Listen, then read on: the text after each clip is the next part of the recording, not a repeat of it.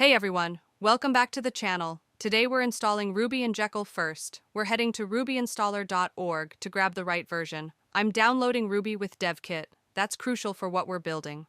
But here comes our first hurdle. Windows is being overprotective. This is SmartScreen doing its job. It's basically saying, I don't recognize this developer. Are you sure? Since we know we're downloading from the official source, we click More Info and then Run anyway. Safety first, but we also need to trust legitimate sources. Now we're running through the installer. Make sure to check this box.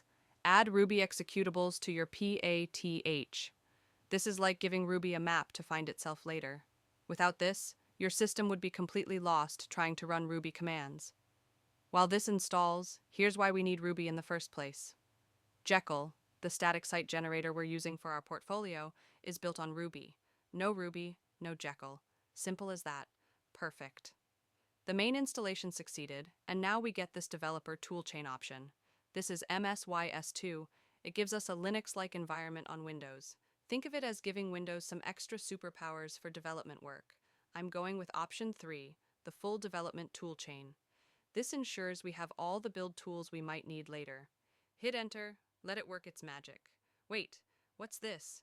Cannot find component Ridk? This is where most people panic. But here's the secret. This isn't actually an error. We're still in the same command prompt session that existed before Ruby was installed. The system has been updated with new paths and settings, but our current terminal window is like someone who hasn't gotten the memo yet. It's still operating with old information. The fix? Beautifully simple.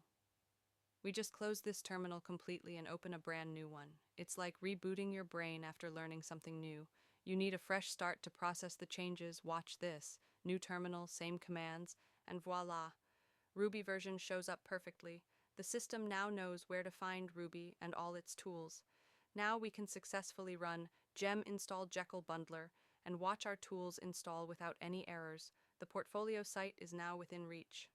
Remember, folks, sometimes the solution isn't more complicated commands. It's just giving your system a fresh perspective. If this helped you navigate the Ruby installation maze, hit that like button and subscribe for more development tutorials. See you in the next one.